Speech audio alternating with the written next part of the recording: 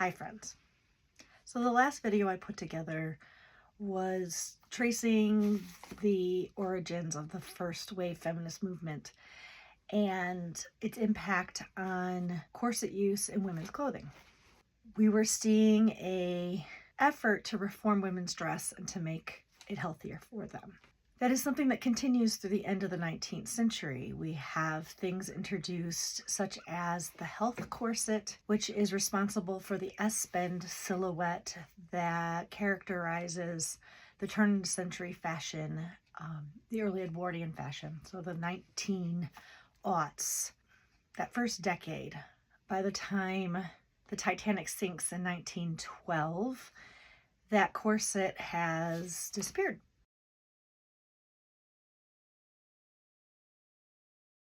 How we get there is an interesting story. It is often characterized as a battle, namely in the careers of Paul Poiret and Madeleine Vianney. Madeleine Vianney was a young apprentice designer at the time. She was working for a larger house, the House of Doucet, and she had seen Isadora Duncan perform with the Ballet Russe when they came to Paris. Isadora danced without a corset and she danced barefoot.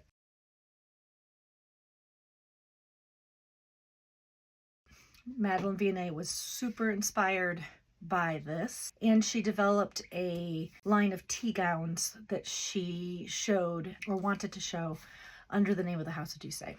They were a very conservative fashion house, and they were hesitant to show her collection, namely because she wanted to show it without corsets and without shoes. She was successful in convincing them to let her do so. The collection was not well received, and to sum it up, she was all but booed off the runway. So this is around 1908, 1909, about the end of that first decade. It's really hard with these things, with these fashion things, to say who did what first, because what's really happening is that there's trends and the different houses are experimenting with them. The story goes, while Paul Poiret was a well-established designer at that time, he also was inspired by the Ballet Russe and a trend towards what was been deemed as Orientalism, and that starts to really infiltrate a lot of his designs at the time. Like I said, a lot of these designers are being exposed to the same things and they're all being inspired by it. So to truly say one person did something first over another is like nearly impossible.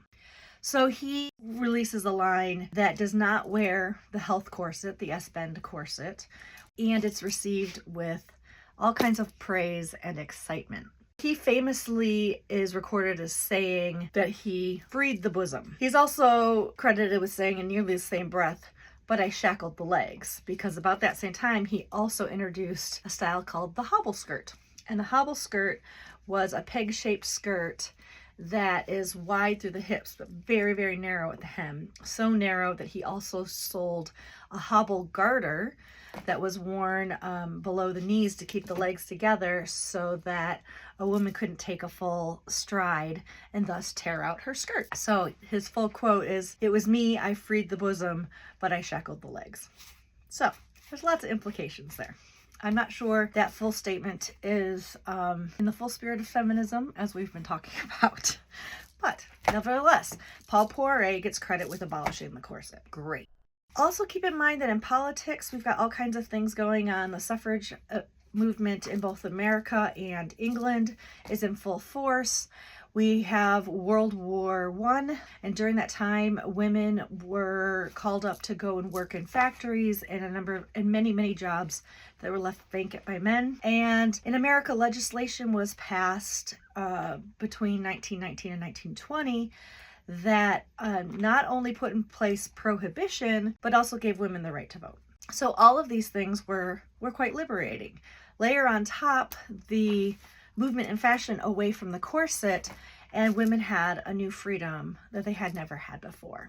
So the 1920s are credited as being a time where women had an equality with men. They drank, they smoked, they rode in cars, they cut their hair off, they danced, and they didn't have to wear the corset. Their clothing was pretty non-restrictive. That's all great. However, another growing fad through all these years is that women are becoming more and more physically active, which is really, really awesome. You have a lot more evidence of women participating in sports, everything from tennis to skiing to bicycling to running to athletic swimming, not just wading in the beaches. All of these things have an athleticism to them, and in turn, it's realized that these things also keep women thin and fit.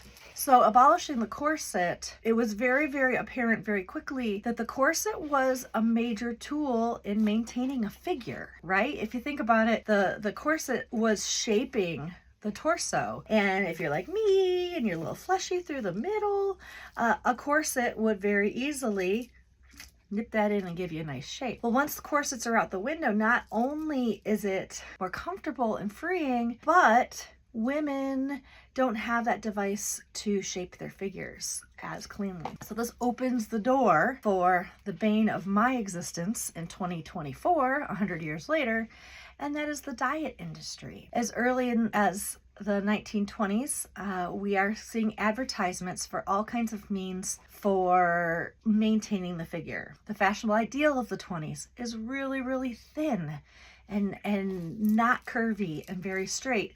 And costume historians often chalk this up to the fact that it's a gender neutral silhouette and it's masculine and it's reflective of this parity in the genders. But there's a value placed on that being thin, same as there was a value in the Victorian era of having a small waist. So now we don't have a physical means to maintain that waist. That physical means gets translated into heavy exercise, restrictive diets, and all kinds of fads to help maintain and magical fixes. I don't know about you, but I can't hardly scroll through my social media without being bombarded with advertisements after advertisements of magic cures to shed a few pounds and maintain your figure. Much to my chagrin.